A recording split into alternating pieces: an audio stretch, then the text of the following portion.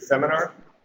My name is Bernard Ennis, and I am Director of Policy and Professional Affairs at Professional Engineers Ontario, and also Director of the Ontario Centre for Engineering and Public Policy. Since some of you may not have attended any of our previous seminars or other events, I'd like to take a few minutes to introduce you to the Centre's work and some of the programs that we have ongoing. OCEPP was created in June 2008 as an independent think tank to promote discussion of engineering and public policy issues and to encourage engineers to become engaged in public policy. Since becoming a department of PEO a couple of years ago, the Centre's mandate has changed, and our aim now is to ensure that PEO Council and the engineering profession are provided with a range of well-analyzed views on public policy matters that impact the engineering profession. To do this, OCEPP has encouraged dialogue between engineers and policy advisors and advocates in government, academia, commercial enterprises, and civil society organizations. This policy engagements seminar series is only one of OCEPP's methods for fostering this dialogue. The Centre also publishes professional papers in Engineering Dimensions, PEO's bi-monthly magazine. To date, the Centre has published nearly 70 articles by 95 authors and co-authors on a wide range of topics, including federal regulation of aviation engineering, sustainable energy, cybersecurity, water policy, and risk management. These articles bring together the collective learning of engineers and other professionals to examine and offer solutions to problems at the intersection of technology and public interest. Your participant folder includes the most recent OCEPP articles. The authors of these articles come from a wide range of organizations, including engineering firms, professional associations, business, and universities. If you'd like to write an article, please speak with Catherine Shearer-Cadell, the Centre's business manager, or send an email to articles@ocepp.ca. Each May, OCEPP holds a full-day public policy conference. We would be delighted to see you at this year's conference, to be held in Toronto at the Downtown Marriott on Friday, May 11th. The conference will include panels on the long-term viability of window wall buildings, those big glass condos that you see all around the city, and efforts to rebuild the manufacturing base in Ontario. If your firm would like to consider a conference sponsorship, I'd be most happy to speak with you after the seminar.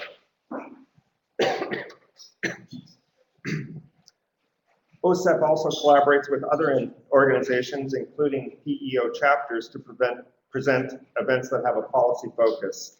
On April 19th, OCEPP is co-sponsoring with the West Toronto chapter of Professional Engineers Ontario an expert panel debate on the future of the oil sands.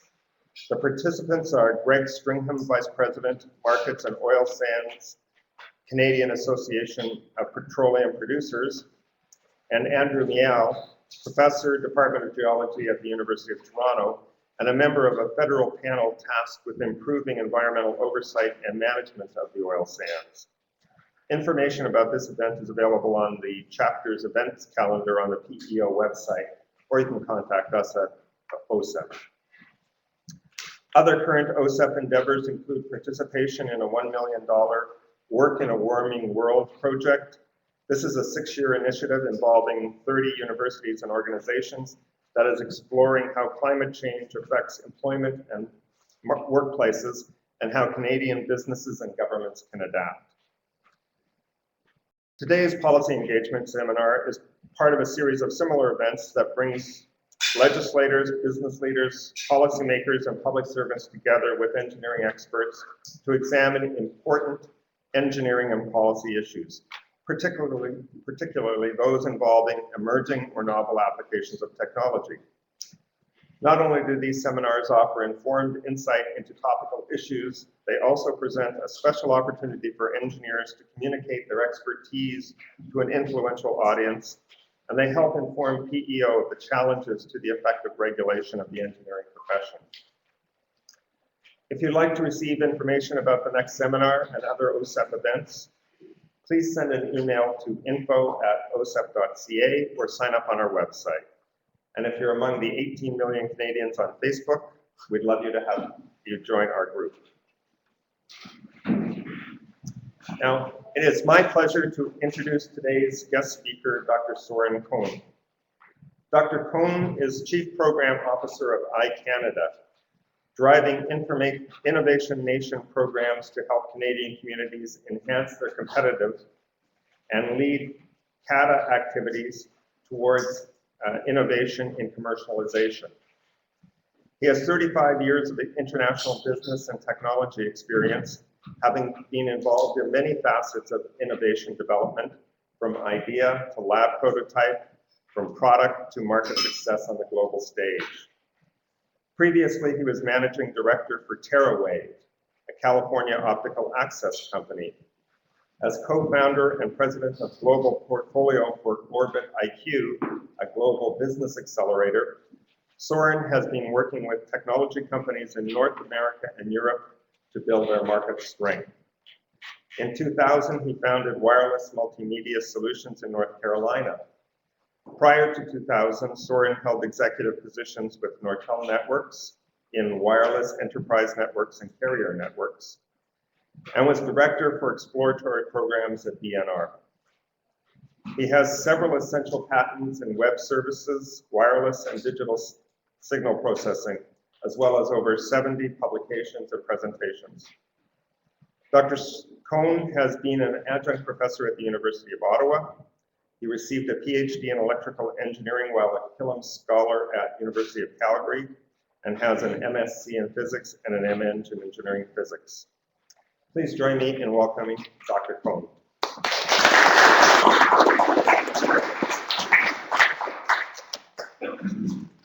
Thank you, Bernard.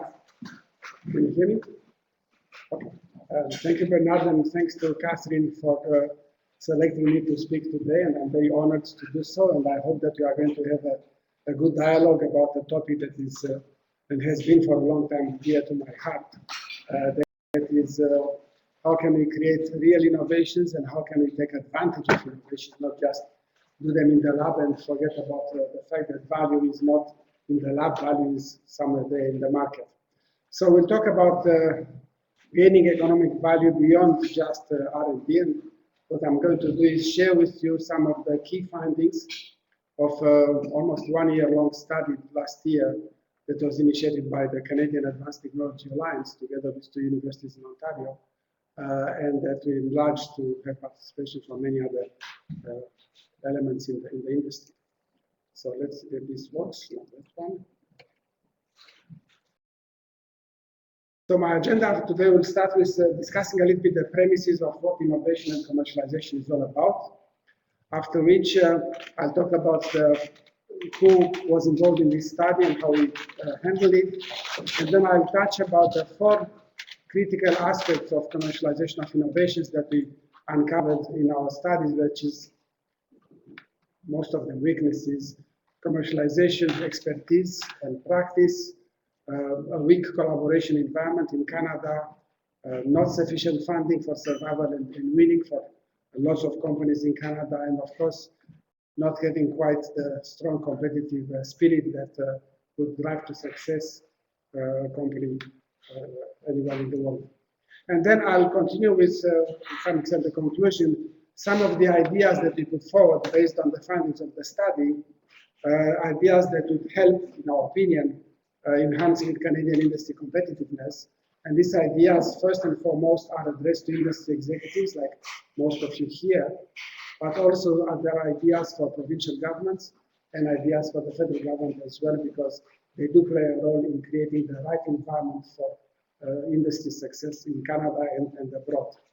And I'll finish with a few charts on some other areas of interest to me personally, and I hope that to some of you in the future, and that covers the recently created Center for Business Innovation at the Conference Board of Canada, and iCanada initiative, already Bernard mentioned it a few moments ago. I prefer an informal exchange of information. Good debate is always great, so Don't hesitate to ask me questions for clarification, or boo if you find it necessary. Boo me or boo somebody else, doesn't matter. Booing is good. First of all, innovation. Innovation has become such a buzzword that if you take 10 people together, you are going to find 15 opinions, depending on the moment you ask me the question. I prefer this definition, which is innovation is the process of creating value and differentiation, and we do that.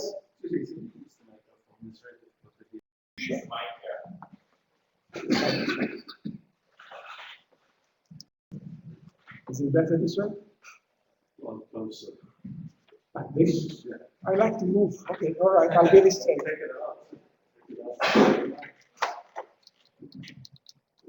Okay, I'll speak here. Let me see if I can get it up a little bit.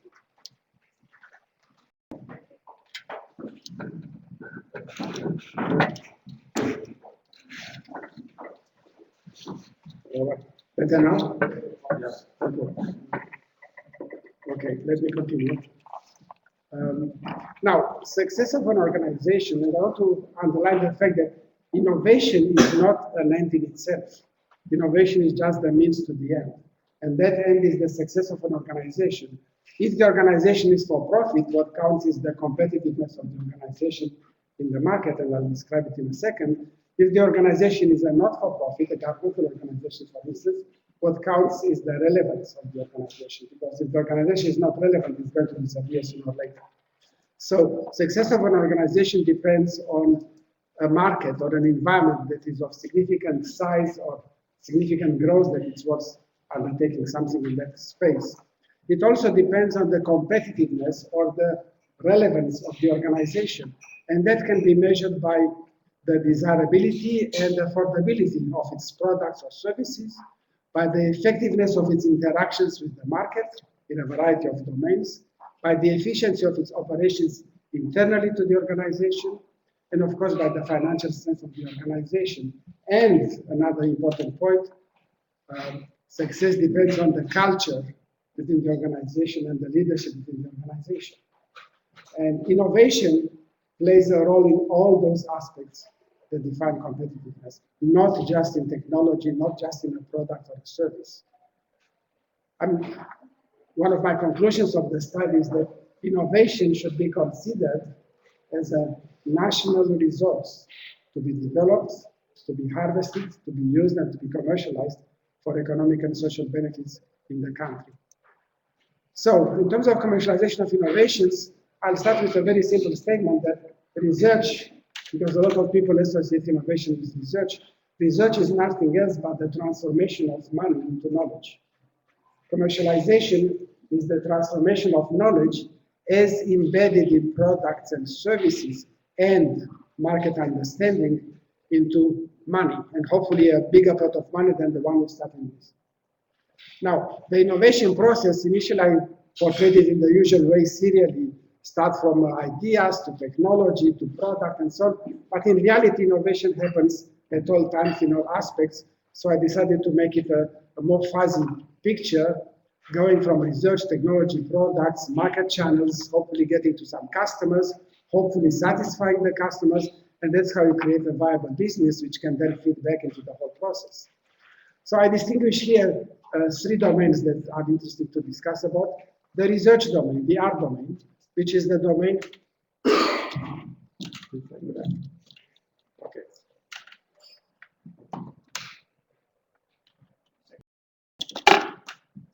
I'm free, thank you.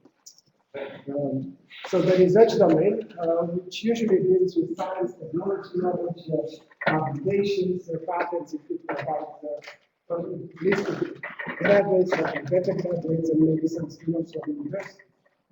Then there is the development domain, where what you see is products and services, better development processes, better supply, better manufacturing processes, maybe some spin-offs. There is still no money there. The money happens in the commercialization domain, where we deal with revenues and profits, indeed, marketing, commercialization processes, sustainable economy. That's where most of the jobs are being created, and hopefully we'll get to economic and social well-being. So in the case of the study, we defined very specifically, after a lot of arguments, what does commercialization mean? we define as the commercialization as the process of generating greater wealth for individuals, for businesses, and for society at large in exchange of new or improved products, processes, and services. So when we ask questions in the survey, that was the basis of the study, did we do any innovations? We meant innovations that could be commercialized, largely products and service innovations. And then we talked about commercialization, which was making money out of that, out of those commercializations. So basically the conclusion was, given the fact that for many years Canada has been berated by failing at innovation, my conclusion, our conclusion was that no, Canada does not suffer from an innovation gap. We are as innovative as most other people, but traditionally we thought about innovation only in terms of science and technology, culture, discovery, skills, big R and very small d and no c. Okay? Whereas our conclusion has been that Canada suffers from a commercialization gap, and that involves business and product service culture, involves marketing and sales skills, global connectivity, and customer focus. Okay? All right. So we started this study. It was started by CATA, the Canadian Advanced Technology Alliance, together with funny name, University of Ontario Institute of Technology and University of Waterloo. But I decided from the beginning, when I was asked to lead this study, that it's very important that it's not just an advanced technology study. It was very important to embrace all other aspects of the economy. And so I created an alliance of partners, including the gold sponsors, which BDC, the Business Development Bank of Canada, EDC, Export Development Canada, and thank you very much to the people here from the Ontario Ministry of Economic Development and Innovation. Part of it was called MRI. They were a gold sponsor to the study, and thank you very much again. I created relationship with industry associations like the Canadian Manufacturers and Exporters, the Biotech Canada, RxND Canada, the Sustainable Chemistry Alliance, and then Chamber of Commerce, the Conference Boards, the National Angel Capital Organization, because that's important. Also, we partnered with the NRC IRAP group, the Industrial Research Assistance Program, and CERC, the provincial organizations in Ontario. There was OCEPP, in Alberta, ABC Tech, and in BC Innovation Council, and some academia, ACCP Canada, as well as I mentioned, the universities. The goals were to study what industry thinks and does about commercialization. No questions were addressed to governments or academia or anything like that. Of course, some of the results we hope are going to be of value to policymakers in terms of what programs or policy would make sense for making Canadian industry more competitive globally. And the process that we followed was a major industry survey. We sent notice about the survey to literally tens of thousands of companies of all types and sizes and various economic sectors. Eventually, about 1,000 companies, after pulling a lot of this, responded to the survey. Naturally, some of the responses petered out along the survey because it was quite a large survey, lots of questions. But we did cover all provinces, as I'll show you shortly, and all economic sectors. And then we followed it through another in-depth survey. And then rather than writing a report and publish it and having everybody forget about it, I decided to do a series of roundtable discussions regionally. Started in Vancouver, went to Edmonton, Calgary, Ottawa, Montreal, where they organized actually a roundtable debate across the whole province, and of course Toronto and Mississauga, and a few other things.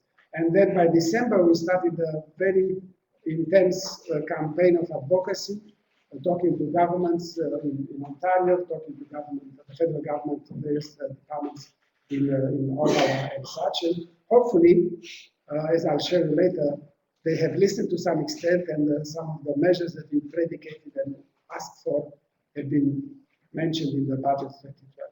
And hopefully we'll see some results later on. Okay, so just to let you know who were the companies or how are they distributed by province. Ontario is by far the largest representation, partly because we had a lot of participation from Ontario institutions, but partly because Ontario has more companies than any other province in Canada.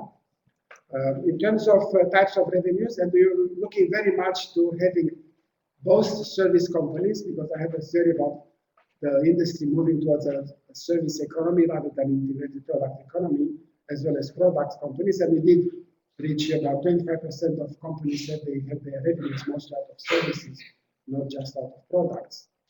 In terms of customers, they were quite nicely split. Some companies had enterprises as customers, others had governments, others went to distributors and wholesalers. And in terms of industry sectors, yes, the technology sector was very well represented, thanks to CATA and such, but the manufacturing sector was quite well represented, and so was the services sector. And to some extent, I even got resource energy companies being represented, despite the fact that I failed completely to get the Petroleum Association participating, the Forest Association participating in the study by themselves. And in terms of age, I was afraid that mostly young companies, young executives would respond rather than more mature companies. And to my pleasant surprise, while there were about 26% of companies under 3 years of age, about 44% were mature companies older than 10 years. So we asked them questions like this: what kind of activities, commercialization activities, do you undertake in order to commercialize your innovations over the past 5 years? And here is how the answers came out. And as you can see, there is a lot of generic promotion via website, via conferences, via whatever other things.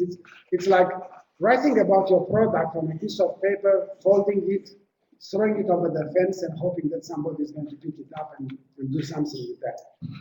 As far as I'm concerned, I was disappointed that there was not much more collaboration and not enough active and targeted commercialization. A shocking result.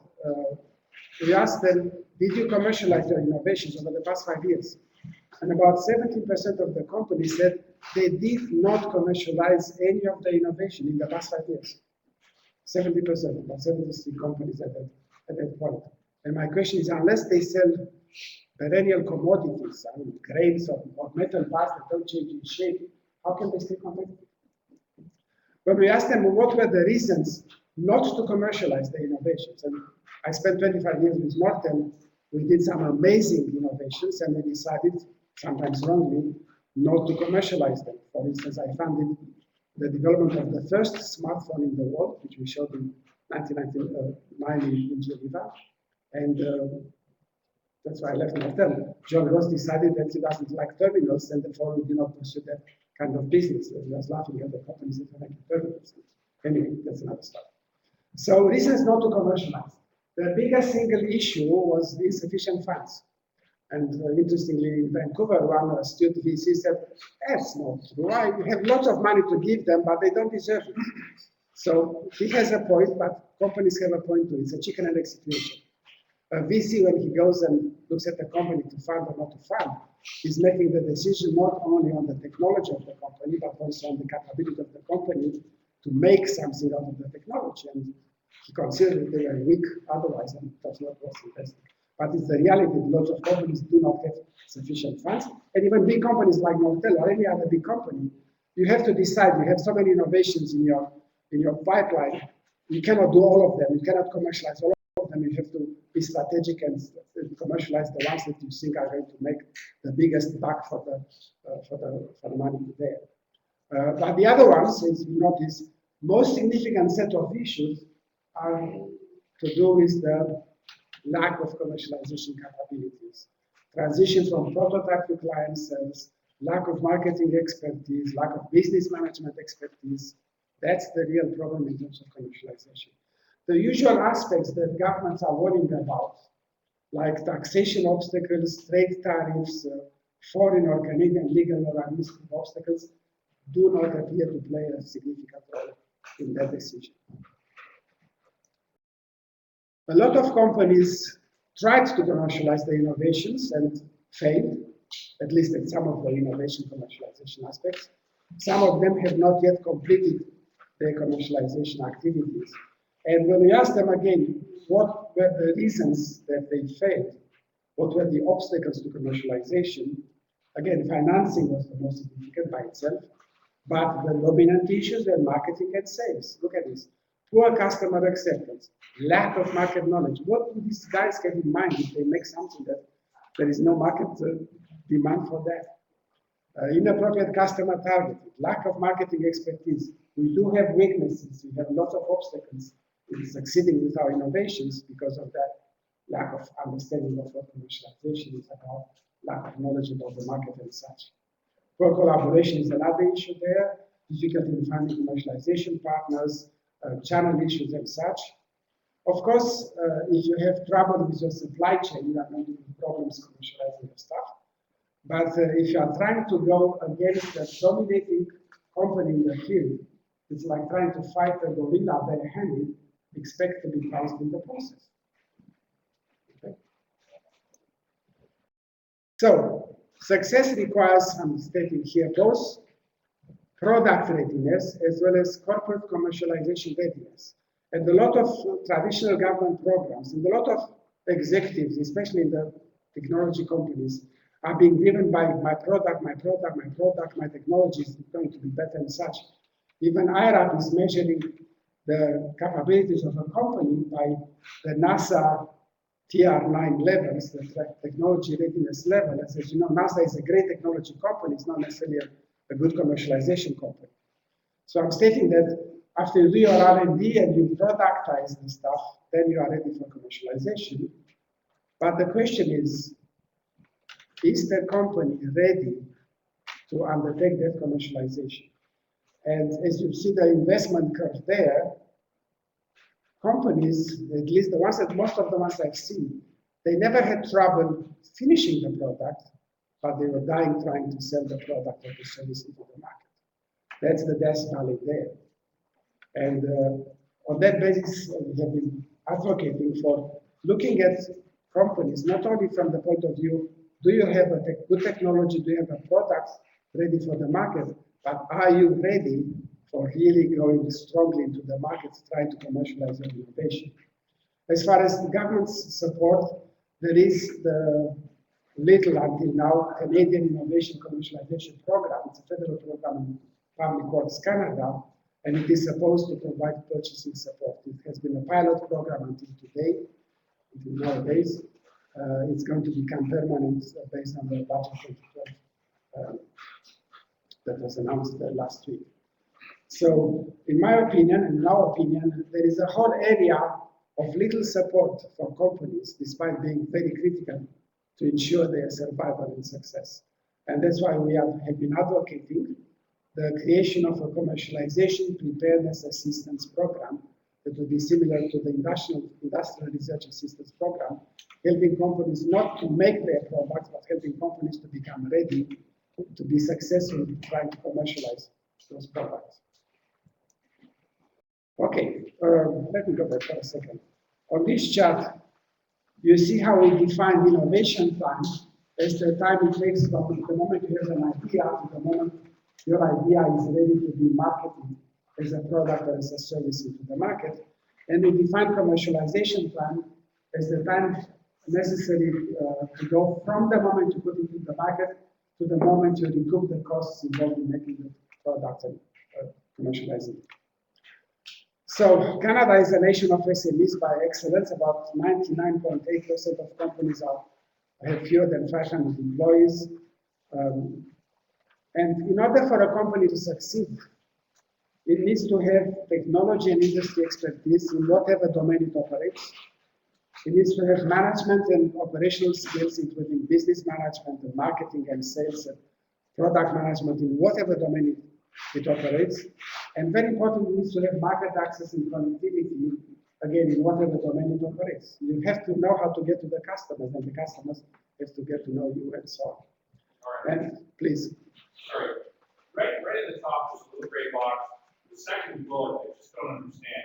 So only 2,000 of more than 1 million companies are larger with more than 500 employees. Okay, so of the million companies in Canada, Right. only 2,000 of them have more than 500. Correct. So the Canadian issues, especially as far as it concerns the SMEs, is that there is lack of commercialization expertise. I'm going to show you later a weak culture of collaboration. and I'm going to underline later again, insufficient funding. An SME in Canada gets on the average about 36% of what a similar SME gets from venture capital in the States. So our companies start from the beginning handicapped in the competition with the US competitors.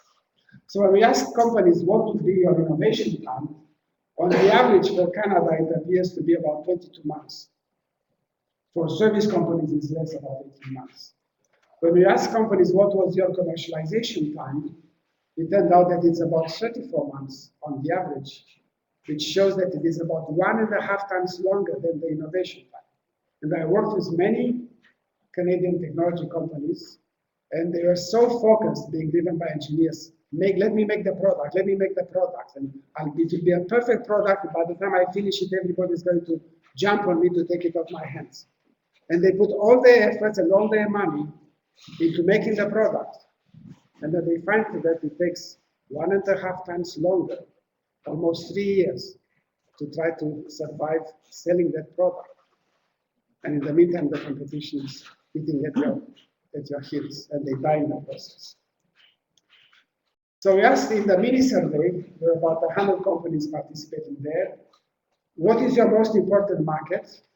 And what is your second most important market? And as you can see, USA and Canada were by far the largest, most significant markets. Canada largely because there are lots of service companies that operate locally rather than otherwise. And then we asked them, where is your most important competitor in the most significant market and the most important competitor in the second significant market? And by far, the place of competition is coming from the US. So then we asked the question, I'll jump over this one. Where do you get your professional help? Please. Sorry, just kind of relevant kind of commercialization. Where do you place the intellectual property acting process? It seems presumably there's an innovation, but then there's something in the middle that's very long period. We define innovation time as as I said, the time it takes from an idea of a new product or service or an improved product or service to the moment that that product or service is made available to the market. If you are developing IP in the process, that's great, and you may patent it or trademark it, whatever, it's somewhere part in the process. But that has nothing to do with the innovation time. Okay, so we asked here in the bigger chart, where did you get your professional help? And by that we meant legal help, or market channel build-up help, or investment financial help. And to our surprise, again, this was in a mini survey, most of the companies are getting their help locally, which is fine, it's nice, it's easy. You go across the street, you have your buddies there, and of course they can help you with whatever. But for goodness sake, if your most significant market is US, and if your most significant competitor is coming from US, the US is a huge market. How are you going to compete against those people on their turf?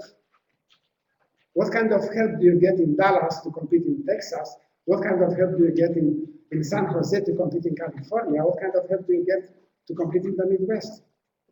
You are not going to succeed if you are trying to do everything from your office in Toronto or Winnipeg or wherever you are. At least there was more attempt at building channels outside of North America, but not significant collaboration in order to be successful in North America. We ask companies, do you have a collaborative agreement? Whatever nature, technical, commercial, whatever. And 53% of companies said no. We are doing it all by ourselves. Nortellet is big power. We never went into a new technical domain or a new territory without getting some partnerships in order to complement our strengths with their strengths. I created a number of new businesses. I always got the partners in order to make us the winners in the market. We did go into a country without having a local partner to put a local face on our presence in that country. And here are 53% of Canadian companies thinking that they can do it by themselves.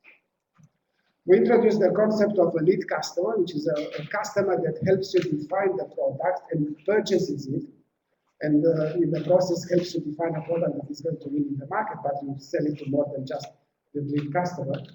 And we define the concept of an anchor company, like as a company that is large enough to make available for your benefit their technical and commercial capabilities. And as you know, Japan and South Korea have been built on this Kairetsu system of anchor companies and clustering companies around themselves. And actually, Terry Matthews, if you know about Terry Matthews, that was his secret sauce. He would go to a potential customer with a definition of a product, say, would you like to buy this stuff? And if they said yes, he'll go back to the lab and say, make it now. Okay? Depend on the customer to define the right product. So we ask Canadian companies, do you use the lead customer concept? Do you use an anchor company in your commercial activities? And to our pleasant surprise, 42% of Canadian companies do use a lead customer concept, but only 20% of Canadian companies are using anchor companies. And even in that case, if you look at the brown columns, they are doing it mostly on the left side for product and service development and very little for product and service distribution. And on that basis, I concluded that there is a weak culture of collaboration in Canada. In Edmonton, one person suggested that, well, one reason, coming back to the intellectual property, is that small companies are afraid to talk to large companies because the large companies would steal their idea and will go to market forgetting about the small company there. And that may be true, and unfortunately, again, I was shocked to find out there is very little protection or help offered to Canadian companies for protecting the Canadian IP. There is a little bit of help from IRAP, but SHRED did not provide any help in terms of protecting Canadian IP, very much on the reason that, well, we don't want companies to play and go and purchase IPs and such, but we are not talking here about purchasing of IP, but about protecting Canadian IP. Okay. And then there is, as I already alluded to, inadequate funding for commercialization. About 64% of companies said they did not attain the level of funding that they required in order to commercialize successfully their innovations. And when we asked them what were the sources of funding for commercialization, most of them had internal sources or subsidiaries or affiliates. Some of them mentioned federal government support, which is strange because the federal government traditionally does not provide any funding for commercialization except to the regional development agencies. And we assumed that it was largely subsidization. People are using IRAP or SHRED on purpose to develop their technologies and products, but they are subsidizing their commercialization activities. A little bit more about collaboration, people getting some of the funding from their partners and such. But the critical aspect here is there very little money coming from private placement or venture capital, and very, very little from banking institutions. They are basically not playing the game that they should be playing in Canada. And even when they play, the Canadian venture capital has not been famous for being what I call smart money. Not just providing the funding, but providing strategic support in terms of connectivity to the market to make it a successful enterprise. Okay, so in the mini survey, I asked the companies, what would you like to become when you are there? Would you like to be a build-to-flip company, quickly create some intellectual property and then sell it to the highest bidder for financial benefits? That has been the darling of VCs traditionally, but it's not something that creates value, real value in the industry. Or would you like to be a build-to-endure company or a build-to-lead, even better, a company that provides financial rewards and is a leader in their market segment? By the way, Terry Matthews said, why would anybody want to be a number 2 or number 3? Why not trying to be number 1? Anyway, to our pleasant surprise, 60% of the respondents said, I want to be a leader in my market segment. Only 7% said, I want to flip the company and then go and do something else. And 33% said, well, I want to be number 2 or number 3 or whatever number they wanted to be. Okay? Now, afterwards, I asked them a number of questions to determine how capable they are to be successful in the market to attain their dream. And I use a tool that I have been developing for the past 10 years. I call it the competitive guidance tool. So basically, I'm portraying in a multidimensional analysis, and it's a self-assessment where 0 performance is at the center of the circle, and 100% performance is on the outside of the circle. And again, I did not assess these companies. These companies were assessed by themselves, by industry, by their leaders. Usually leaders have big egos, and they think that they are great and they are doing fine. And the more so, I was shocked by the results of this analysis. We asked questions about their position vis-à-vis their main competitors. So how do you stand in terms of your technology? Is it more advanced than your competitors' technology? What is your cost of development compared to your main competitor? What is your speed of development against your main competitors? What is your IP protection and so on? We ask questions about their products or services. I'm using the word product interchangeable between goods and services. How affordable is your product? What are the features of the product? What is your performance, the performance of your product against the product from your competitor? How easy it is to use and what kind of customer support do you offer? We ask them questions about their marketing efforts. How well do you understand the market vis-à-vis the understanding of your competitor? What's the quality of your marketing efforts? How frequently are you visible in the market with your marketing efforts? How well do you know your competitor? And very important, what do you think is the perception by the market of yourself? Because it doesn't matter what you say, it matters what they think about you. And then we ask them questions about their commercial capabilities, the channel coverage, the quality of their channels to market, their revenues, their business partners, the government support, and the financial strengths. And the results, you are already picking ahead, so it's okay, I can't surprise you. The results were such. This was the average Canadian company that participated in this survey. And as you can see, it's not bad technology, better than 50% on the average. Decent product and service, but very poor marketing, very weak channels to the market, extremely low revenue, and terrible financial strengths. How can you compete on the basis? So I said this is unfair. This is the average. Maybe some companies are better than others. So I'm showing here 2 of the Alberta companies as an example. One was quite well positioned. They do not have the revenues, probably because they are very early into their revenue phase. But as far as my chart shows, they should be quite well positioned there. They are looking for the US market and fighting a European competitor there. And this is the second Alberta company. As you can see, fantastic technology, excellent product, no marketing, no commercial capabilities. So how are they going to make it? And here are some 4 companies from Ontario. A company that wants to endure, again, great speed of development, great excellent cost of development. They know the competition. They think they are very well perceived by the market, but they are not doing much marketing by themselves, and their chance to market are basically zero. I'm not sure that they are going to make it. That's another typical technology company trying to lead in the US against a US competitor. Or another company that is trying to endure in the US against a US competitor. And an interesting one, which is not doing badly at all in terms of revenues. I put this one up because it is an interesting example of little government support, both in terms of R&D as well as in terms of commercialization, but they have good revenues. Okay, so my advice to companies is try to be competitive when it counts. If you want to be a build to flip company, what you need to do is to focus on your technology, pay attention to your competitors, and work very hard to your potential acquirers in order to make the deal. You need to develop your technology to be very fast to the market in terms of the technology development. You need to do proper market understanding and the marketing so that you are being known by the potential acquirers. But you do not need to waste your efforts into making a product, maybe just a prototype to prove that the technology is working.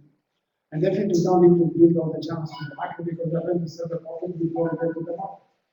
But if you want to be a leader in the market, in the market segment, you need to do what this green block shows here. Focus on the customer, the engineering, the sales and marketing efforts, and the operations. You do not need to have the best technology. I mean, think about Apple, think about Dell, think about so many other major companies in the world. They do not have the best technology, but they are best positioned to provide good solutions to their customers. And they are being known by their customers for providing those good solutions. And that's why they are successful. And as a reminder of the Canadian average, and one of the ADMs in the industry Canada, when I presented it, staff said, "Oh, that's not something that we want to invest in."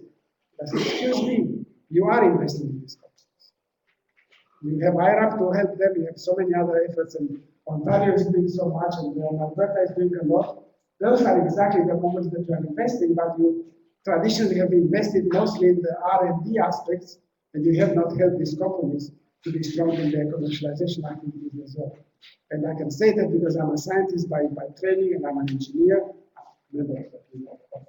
And I've been developing a lot of technology and products, and then I went into commercialization of them, and I learned that it's not enough to make a good product.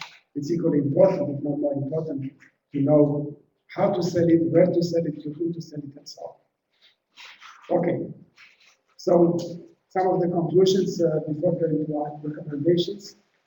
Investments in R and small D innovation are necessary, but they are not sufficient to ensure business success.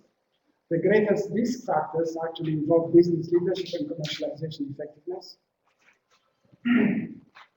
Canada is okay in terms of academic R&D, research mostly as percentage of GDP. Actually, there are some of the highest companies in the developed world in terms of percentage of GDP dedicated to academic research. On the other hand, university research in Canada is 80% university research, whereas in the States, more than 50% is industrial-oriented research, and we are suffering because of that. And we do have a poor record of transferring technology.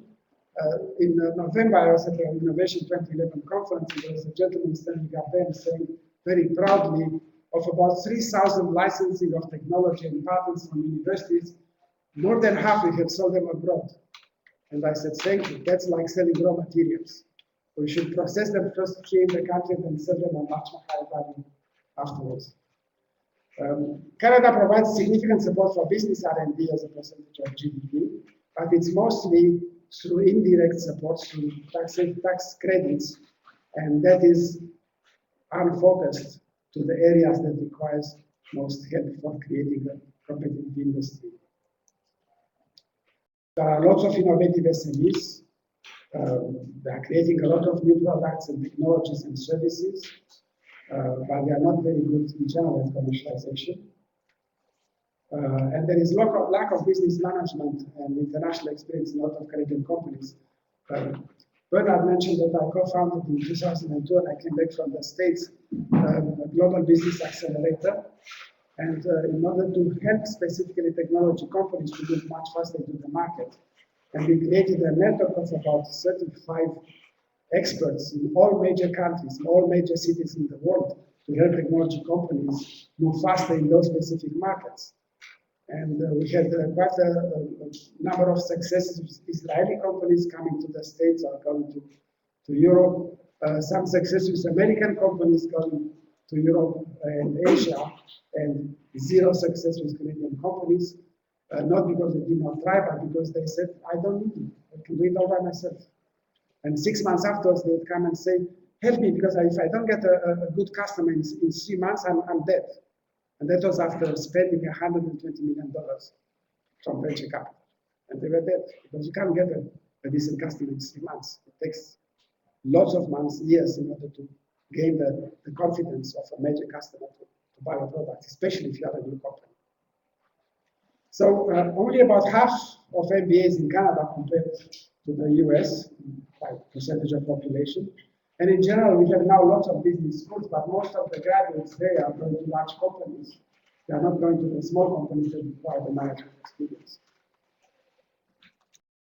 So, as I mentioned, there is lack of commercialization capital. Canadian VCs are not really smart money, and the performance of Canadian VCs has not been very great. And they have a lot of efforts to create more companies. And what we are saying here is that it's equally important to create more new companies, but it's very important to help those companies become medium size and hopefully large size, because that's where you create most of the advantages in industry. And we have not helped our companies become significant in their markets. And the markets nowadays are all global. In terms of investment, I'm giving here a quote, and it's only an American lawyer who put such a strong quote in a paper directly to the federal government. I'm going to read it. The Canadian government's support for R&D of its emerging technology companies has become in effect a subsidy to US businesses which acquire the most promising of these capital-starved but R&D-rich Canadian companies. And they do that cheaply, and then they go and reap the financial rewards by commercializing that R&D and bringing those companies to industry leadership. And usually the good jobs are going south as well. That is the reality of the situation in Canada. So, here are some ideas, recommendations that we can make to industry executives about making their companies more successful in the market. First of all, focus on competitiveness and focus on the customers. Enhance your business management capabilities. Build alignment. Plan, structure, invest, and act as per company drive. As I mentioned before, if you want to build to lead company, do certain things and do them well. If you want to build to lead company, you have to do some other things better. I do recommend that you have a look at this paper by Bruce and Company entitled Why Culture is Key. It was done in the summer of last year. And their conclusion was, again, a quote, spending more on R&D won't drive results. The most crucial factors are strategic alignment and the culture that supports innovation. And they did an analysis of a lot of companies in the States. They did an analysis by territories, and unsurprisingly, the Silicon Valley came up on top in terms of strategic alignment and culture of innovation. And that's why companies from there are significantly more successful than companies from somewhere else. Target marketing and sales in advance. Don't wait until your product is ready. Start building your channels. Start talking to potential customers before the product is ready so that your commercialization time is not going to be excessive, and so that you'll have the means to survive the death valley and become a viable company. Hire and train commercialization experts are very important. Collaborate to conquer. Go global with local approaches. Take advantage of lead customers and take advantage of anchor companies and such. And go for smart money. Try to integrate your financial support with some strategic support. Remind your investors that if you have the opportunity to choose investors, choose the ones that really can provide value beyond just a check. And of course, exploit government support avenues, but for goodness sake, don't go to business because there is a grant from Ireland or there can be some tax credits from Sweden. That's no reason to go to business. You go to business because you want to create some real value, and of course exploit all avenues for support, but that's not the reason to go to business. Okay, so provincial governments, recommendations. I hope that you agree with me on this one. Provincial governments have the jurisdiction for education, and they need to educate for business success. It's our strong recommendation that business management, and there's not just financial management, marketing, customer relations should become compulsory for all science and technology students, and should be made available optionally to all other students in universities. I've had lots of COP students that went very fast afterwards in their careers because they had industrial experience, they understood what the industry was all about. I've had lots of great technology students that struggled to understand why they had to do this or that, although it was clearly to everybody else that that was the reason to be success in business. Very important, try to create value creation competencies right in the high school, maybe even in elementary school, because that's where the personality is being created there. And I heard that in Ontario lately, some school boards don't even give you a report card, because why make the students feel bad with report cards? Or they give them some work at home, and they are being told, bring it whenever it's ready. That's not real life. Real life has deadlines and such. Are we giving our children in school a good time? That's why they go to school, or are we trying to train them for life? So we need to start educating our people to become leaders, to be competitive in whatever they undertake, and be successful. Provinces also are closer to industry, and therefore they can act as a community catalyzer, helping companies with their competitiveness and commercialization capabilities. And there are a number of recommendations. I'm going to insist on them at the federal level. And very important, provincial governments can help with marketing outside of the province, and some of provinces have also capabilities to market outside of Canada. Okay, so let's talk about the federal government's aspects. We recommended to the federal government to rebalance the focus from just R&D to economic values and an environment for global competitiveness. And the governments have the responsibility to creating environments, regulatory environments, for the industries to be successful at home and abroad. And some governments are very active in doing that. Other governments are letting the market do whatever the market does and take the results whatever happens. That implies coordinating programs. At the last count, federal government had about 60 programs helping innovation. And most business managers have no idea how to go and find them and how to apply for them and so on. If you look at the whole of Canada, taking into account the provincial programs, there are about 470 programs helping innovation. And if you are a business manager, how are you going to find your way through all that maze of provincial programs and requiring different information and such? So these programs should be coordinated and led a comprehensive drive towards commercialization and business success. If we are creating organizations to help industries support innovation and such, we should make these organizations flexible. We cannot afford to wait 15 years to change legislation because in the meantime the market has gone somewhere else. And very, very important, if you are making such organizations and such programs available, make them accountable, not by government statistics, but by true industry economic values. I had a presentation to the board of IRAP last summer, and number one lady asked me, do you mean to tell me that the government should pick up winners? And I said, as far as IRAP is concerned, absolutely yes. I don't want you to pick up losers. As an investment arm of the government, you must make investments when it makes sense, not otherwise. And then ask them, how do you measure the quality of your industrial technology advisors?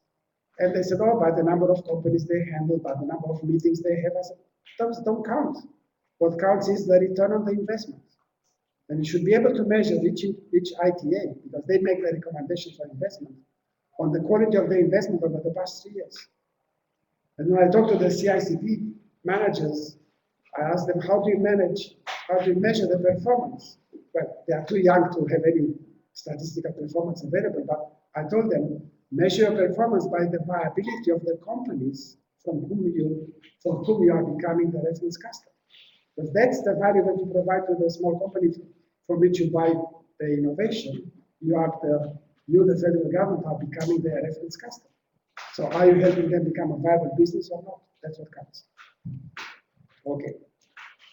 So we suggested that there should be programs to focus on Canadian industry competitiveness in all aspects of competitiveness, and that implies not only product and technology capabilities, but also business, commercial capabilities, and very importantly, the financial strength of the companies. And I'm repeating here what I said before. As a federal government, as a provincial government, think of innovation as a resource that you have to develop, harvest, use, and commercialize for economic benefits. Okay. So, specifically, we proposed the revitalization of the Canadian risk capital, and we based our proposal on the papers written by Stephen Horwitz, the American lawyer that I quoted from before, and he was mentioning the idea based on an Israeli example of a venture fund of funds, in which the government would put 40% of the money, less than half, 60% will come from private placement. It will be managed by private specialists according to private placement criteria, but there are measures to minimize the risk for the government money. And to our pleasant surprise, yes, the government has mentioned in the 2012 budget there will be $400 million available to revitalize the VC industry. We suggested that BDC, and they were a co-sponsor of the study, and I talked to the all senior management there, to start helping growing SME companies with smart money, not just providing their funds. And they are putting a lot of things in place in order to help small companies there. Likewise with EDC. EDC traditionally has had trouble working with SMEs or service companies, because what EDC does is they are providing insurance and loans for external commercialization. And the small companies or the service companies don't have the tangible assets necessary to get loans from the banks. So there is discussion from EDC to maybe providing loans themselves or finding ways to work better with SMEs and service companies. SHRED is the biggest federal program helping companies in terms of their innovation to really become an effective program, and people have been trying for a number of years. And we suggested that SHRED should cover not just technology explorations, but also commercially oriented innovation, and reduce the waste and impediments to effectiveness. And there are some big measures in the 2012 budget, not quite the measures that we wanted. We did not want that capital, the tax credits for capital to disappear, because capital is very important for the small companies especially. We wanted to do away with the retrospective claims, because that's where a lot of money is being wasted and such. But anyway, there has been a move forward. We wanted to expand the strategic government purchases, procurement from Canadian SME companies, exactly what other countries are doing and helping their own companies there. And we suggested the expansion of the Canadian Innovation Commercialization Program, and it went from 20 million as a pilot program over 2 years to an additional 95 million for the next 3 years, and then becoming permanent at 40 million per year afterwards. The problem with the program, and I support the program very much, is that it's largely a gift from public works to federal departments. It's not being driven by the user needs. What companies need is to work with the lead customer. And the program today tells companies, come and apply for your innovation being purchased. And once they select the companies that have interesting innovations, they go to federal departments and ask, now, would you like to get this as a gift from us? And some departments say yes, some departments say no. It's more important for industry to hear what government needs and then provide the solutions that the government needs. So give me the problem, I find the solution for you, but the other way around. And also, the program needs to mature to provide referenceable documents for the companies. Today, it provides you with a testing report. That's not sufficient for marketing. It's a good beginning. Enable synergistic collaborative environment. Governments can do a lot to incent more companies to act as anchor companies. They don't have to be Canadian companies. I mean, Pratt & Whitney is a good anchor company, so is IBM, so is Apple. And they enable a lot of Canadian companies to innovate and put their innovations to their challenge to market. And again, most provincial governments as well as federal governments could provide, for example, tax credits to companies that act as anchor companies for small, medium-sized Canadian companies. Maintain effective industrial support to SMEs by expanding the IRA program, because traditionally the IRA program is about $80 million in a year, and by the end of August, beginning of September, the fund will be gone. And think of you as a small company depending on some help to make your product and being told, well, wait until next year, apply next year, because we run out of funds maybe next year when we are luckier. That's not good enough. So now it's going to be enhanced by another $100 million a year. Support Canadian IP protection. We wanted to create that commercialization preparedness assistance program. It has not happened yet. And pursue strategic industrial initiatives, possibly through a grant NRC, and we are going to see how much you can move in that direction. Germany has a good example with the Fraunhofer Institute, which is a great resource for both small and very large German companies, providing research and development help to those companies. Other countries have different other methods for strategic initiatives. I'll give you an example, which has not been yet published, but I have a relationship with Professor Nam Suk, who is the president of the Korean Advanced Institute of Technology. He's also a professor at MIT. He went to the president of Korea and said, we need to develop some other industry segments. He got $28 million to address the issue of harbors and $25 million to address the issue of electrical vehicles outside of batteries. You know, for the electric vehicles, the biggest issue are batteries. But he said, why don't you put some research in place and try to find out if we can find a solution that is not battery related. So those programs are about 3 years in length. Each one led to about 150 to 200 patents each, tremendous. But it was a collaboration between academia and industry for the benefit of industry.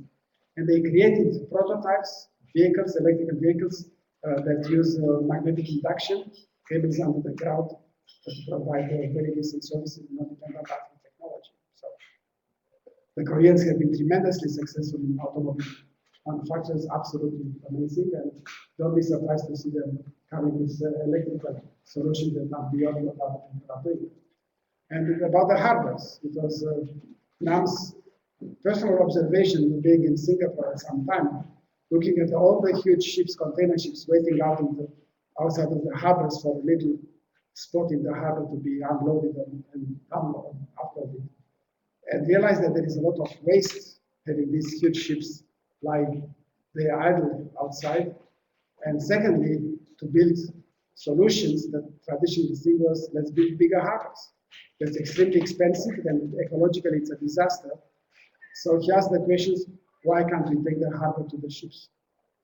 So they developed tremendous technology with little barges, having the cranes on the barge, going to the ships, out into the rough waters, big winds, everything else there, unloading and uploading the big container ships, 10 containers at the time in the barge, and bringing them back into the harbor.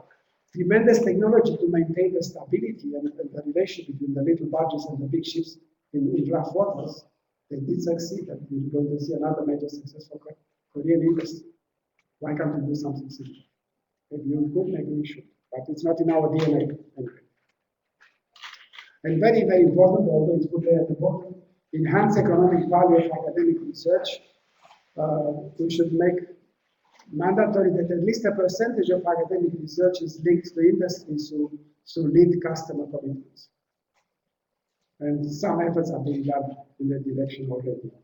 So just to summarize this aspect, remember there was 3 dimensions I mentioned here that we can position SHRED and IRAP and Sustainable Development Technology and other such institutions on the technology dimension, the CICP program on the business commercial capability dimension, the missing Canadian commercialization readiness program, and of course on the financial strengths, BTC, EDC, and a number of other financial institutions that we help in terms of industry success.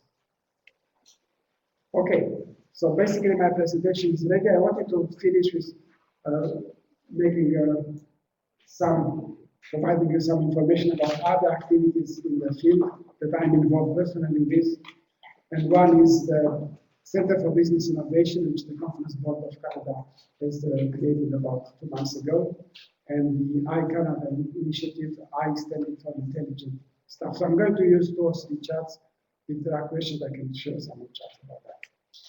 So basically, the Conference Board of Canada has realized, and it was one of the institutions giving Canada a T for innovation, that a lot of our traditional innovation analysis has been based on macroeconomic performance factors, and some of them are not quite conducive to real solutions in the industrial segments that we are talking about. So we're looking for practical solutions, looking for enhanced performance, looking for measurable outcomes. Conference Board created a Center for Business Innovation, which has 5 areas of research. One is innovation metrics and management. How do we measure innovation? Because if you can't measure something, you can't manage it properly. On the other hand, you have to be very careful with the kind of measurements that you apply, because remember, Heisenberg's principle of uncertainty, the closer you measure something, the more you disturb that something. So trying to measure innovation in a large company with certain measures, be certain that the people are going to adapt themselves to the specific measures, which doesn't mean that they are very innovative in the process. So we have to be very careful there.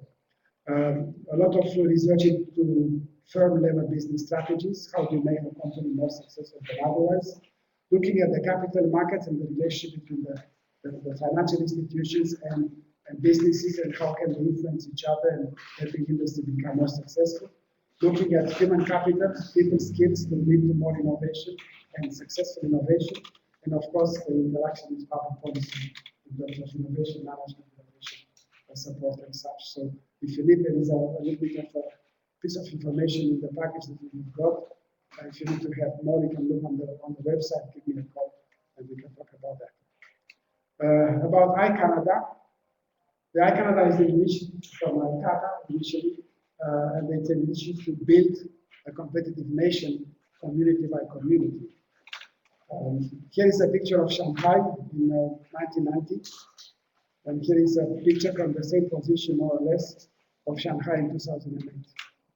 So the idea, and there are many, many, many such cities, million-plus cities being developed every other day all over the world, and there is a fear in my heart, and a fear in many people's minds about how are our communities maintaining their level of competitiveness at a global scale.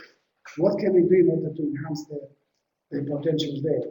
So there is this initiative to make Canada a competitive innovation nation, community by community, using broadband communications and intelligence services anytime, anywhere. So communities are the locus of progress. I'll talk a little bit about the phase program of iCanada and about the open architecture in which we are basing a number of programs with communities, especially in Ontario, but all over the country as well. So the open architecture, which was developed by Bill Hutchinson here in Toronto, is looking at the community from the point of view of place at the bottom, which is the environment, the buildings, the natural thing that exists in the community. He's looking at the community from the point of view of the infrastructure, the transport, the communication, the utilities that are available to people and businesses in the community. Very critical, we are looking at what we call a collaboration ecosystem within the community, the innovation, the entrepreneurship, the involvement of the community, the knowledge workforce in the community. And I define the community as, it can be a village, can be a district in a city, can be a province. Quebec is a good example of a community by itself because it has a distinct past and it claims to have a distinct future. It has an identity that is accepted by the people inside and by the people outside. And it has the core elements that collaborate together to create the community, to manage the community and create a future for the community. So the collaboration ecosystem is very critical to drive the community forward. The solutions, we call e-solutions, solutions for e-business, e-government, e-community solutions, e-health, e-education, and e-recreation. And on that basis, we are looking at the elements of life, the quality of living, the quality of learning, the quality of working and playing in the community.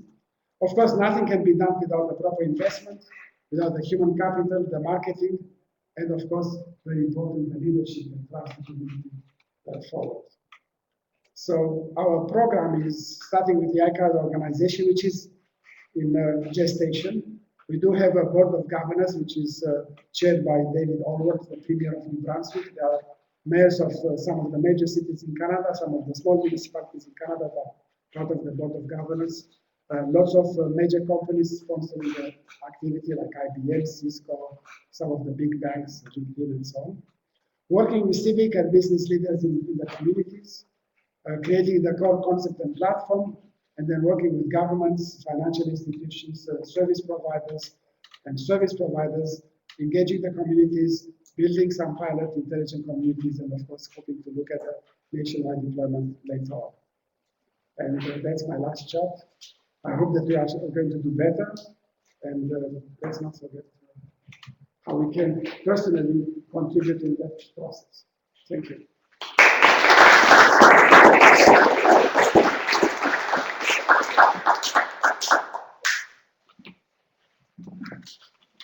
Thank you very much, Dr. Sorin, or Dr. Cohen. I'm a little depressed after hearing that, and a little excited that there are lots of potential for growth and change. We have a few more minutes, so I'd like to open up to the floor for questions. If you have any questions, there's a couple of mics to make it easier for everybody to hear. Please feel free to go up to the mics. Please identify yourself and let us know your affiliation, just so we know who the questions are coming from. Thanks. Roger. Hello, Michael. Thank you very much. My name is Roger Jones. I'm the councillor, and I'm pretty important on the manufacturer. In your mini survey on the next slide 12, you reported that industry seems to not quite like the China, India, and other Asian countries are particularly important competition. We call them low-cost countries in the manufacturing side. And they've identified the USA as the biggest competitor. Could you give us some idea why they did that and what your opinion on this is? Yes, actually, it's an artifact to a large extent. First of all, there are lots of technology companies in the study, and we may not perceive Canadian companies in China or India as being their main competitors. But don't forget that the question was about where is the most important market and where is the most significant competitor within the most important market that they are addressing. And very few companies address the China or India as their most significant markets. But what about competitors? Because we No, but it was an imbalance of trade on manufactured goods. Right. It's pretty serious. So, yes, Why are they not the main competitor? that's a very good question. And that's why I suggest that we continue that study in the next year to find out more specifically answers to questions like that. In retrospect, I found some of the questions in the mini survey to be more significant than the questions in the large survey. But we have to find other things to continue on that basis.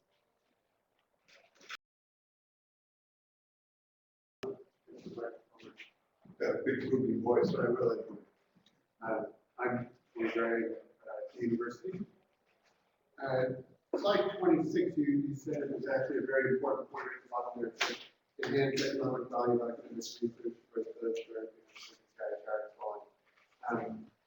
and then I didn't catch what you said. You said link the percentage to industry cooperation. Exactly, yes. Can you talk that a little bit more? Sure, there was. So what were the thoughts? I'm sorry. What were the thoughts behind it's like, how do you measure, particularly given what you said about measurement related to measuring something in the survey? How do you measure economic value of that kind of research in this way? Well, no, I didn't want to. It's not a matter of measurement. It's a matter of directing some of the academic research towards a real economic value for the industry. And there is quite a distance between what people do in universities and what people need on the shop floors of various manufacturers or other companies there. But if we can direct some of the university research to more immediate solutions, to more solving problems for companies that are involved in competition globally, it would be very helpful to the industry itself. So I can just follow up a little bit on that. So is that on the commercialization and on innovation? Both. Both. And then There is not sufficient relationship, as far as I'm concerned, between industry and Canadian universities. There is much more relationship in the States, as an example, than in other countries. I've done a lot of research programs together between BNR, Nortel, and the University of Ottawa, and a number of other universities, MIT in the States, and so on. And some of these universities at the time really appreciated the impact from industry in terms of defining some of the problems that industry has, or looking quickly to applying some of the work in universities towards industrial benefits. And if we can create more, I'm not saying all research should be like that, but I said the percentage of the research grants from federal and provincial governments should be or could and should be linked to industrial partners. That's why I call it lead customers. Every industrial partner participates from the beginning in describing the problem to be addressed and working at applying the solutions to their benefits. What's the mechanism for that? I did not propose it. We are talking to ELSA, for instance, but I did not propose it. Thank you very much. Please. I was interested in particular on slide 22, the quote by the American lawyers, suggesting that a lot of the U.S. companies are getting credit for research being done in Canada. No, they are not getting credit. They are offered cheap guys to purchase. Of course, thank you for putting this so succinctly. So in the slides that followed, I was looking for information or direction, recommendations to the federal government to perhaps so we could capture more of that intellectual property and exploit it ourselves. Oh, absolutely. No, actually, and we did. I had a personal discussion with the finance department. And basically, they did not understand it. They said, well, if the company is being sold, the market has answered the call, and we've got the investors have got their money back, and what's wrong with that? And I kept on telling them that, first of all, it's mostly American investors that got the money. And secondly, we lost the opportunity of creating a larger Canadian company that can become stronger at the global level and can become an anchor for the other companies in Canada to move forward. And we had a very fresh example of Zarling, who was a semiconductor company in Ottawa that fought against an inimical acquisition. And there is very little protection for Canadian companies against such acquisitions, whereas in the States, they are much better protected against acquisitions. So the moment that the offer was made, Canadian investors quickly sold their shares because it was an offer higher than the market share. The number of American investors bought the shares. The company fought a little bit. They could not really fight it, and eventually it was sold. American investors got more money than otherwise. The company became a branch plant. Next morning, about 150 executives, the guys that had the knowledge about market and business and such, were laid off, and all the decisions are being taken in the States. So going forward, what do you have any recommendations for we as engineers or policymakers to do to address that situation? Yes, we made a number of recommendations in terms of helping companies become stronger by themselves globally. And I thought, for instance, last week with BDC, there is some legislation in the BDC Act that does not allow them to help companies go outside Canada. And for goodness sake, the market is not in Canada, the market is global. So there are lots of efforts being undertaken to change that. Thank you very much. The question here, John, hey, maybe just you guys see the movie on that. Can you almost show innovation as a sequential event when wouldn't commercialization also be part of the startup that we develop things, but very early on, wouldn't commercialization start versus being just the back end of the process? Absolutely, yes. I have a chat about that. Okay, let me get to the chat. Let's just kind of go ahead. No, that's up. Here is again, I'm putting here the technology readiness, and on another dimension, the corporate commercialization readiness. And why startup starts both activities, getting ready from the beginning on both, okay? And so if you look at investments and profits, the curve would be something like that, okay? Now, unfortunately, a lot of SMEs have a serial track approach. So what they do, they start getting ready to commercialize towards closer to the end of the product readiness stuff. And naturally, the commercialization time becomes much, much longer, and they have a greater chance of failure in the process. Whereas an SME that has an anchor company or an established corporation that has already commercialization capabilities, basically all those commercialization capabilities are either there or the anchor company already has it, and therefore the commercialization time becomes shorter, and the company has a much better chance of success. Absolutely. Pick up your choice there. Yes, please. Really interesting information that you presented. And you have many recommendations here that sound very optimistic, give some optimism. I think they are common sense. So one of your points talks about anchor companies. Yes. I know you touched on it. Could you elaborate a little more what you mean by anchor companies and what initiatives may already be started in terms of supporting anchor companies? Anchor companies don't need to be supported. It's in their interest to work with small companies that provide products and services which complement their own portfolio of products and services. I'll give you the typical example, actually, the best example is Apple. Apple is, people think of Apple as a manufacturer of iPhone, iPad, whatever else. Actually, they are also the biggest world distributor of music and content to a large extent. And they are very clever about that. They changed their business model from being a manufacturer of Macintoshes to being a more complete and complex company and having two areas of business that reinforce each other. They make the iPods and the iPads and the Nanos and so on, which allow you to access the iTunes, where you have the services, the content and everything else. And of course, you're going to buy more iPods and iPads and whatever else because you have better access to the iTunes and vice versa. And on iTunes, there are thousands of companies, people that are providing applications to users of iPhones and such.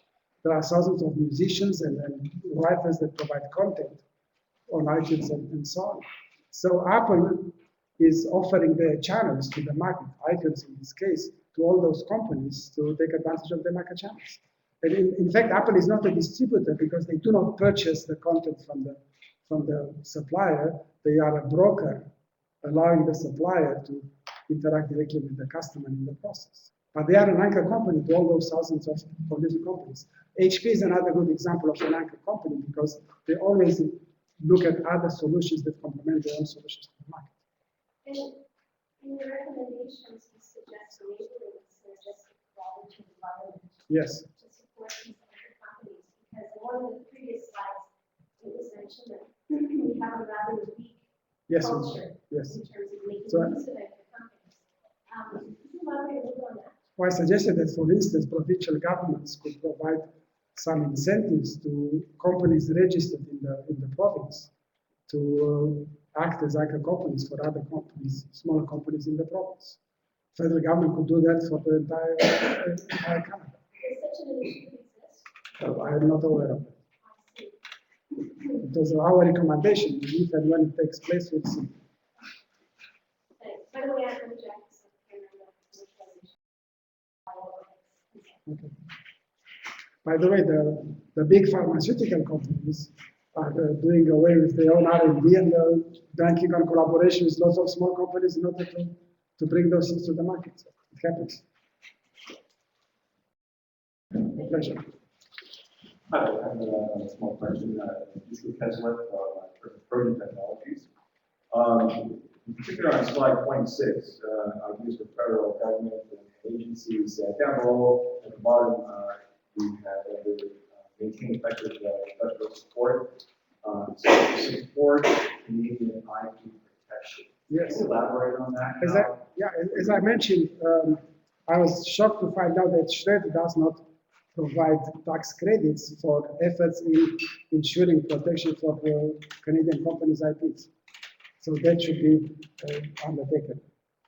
IRAP, I was told that they do offer a few $1,000, but not that much, for companies to register their intellectual property and protect it, provided it is not sold within 2 years outside and so on. But beyond that, there is not much protection support.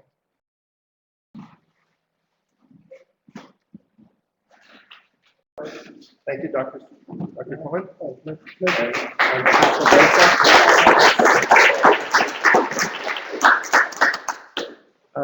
Thank you all for coming.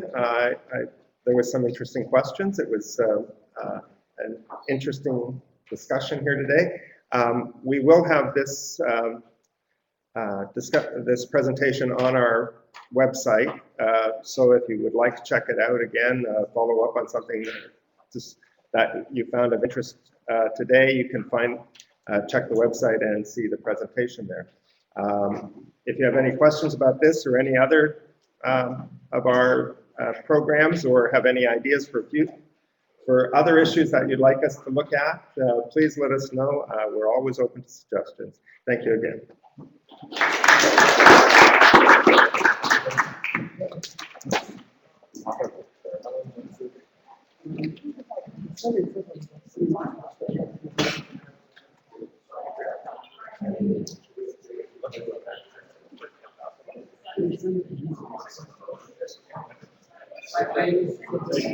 Yeah.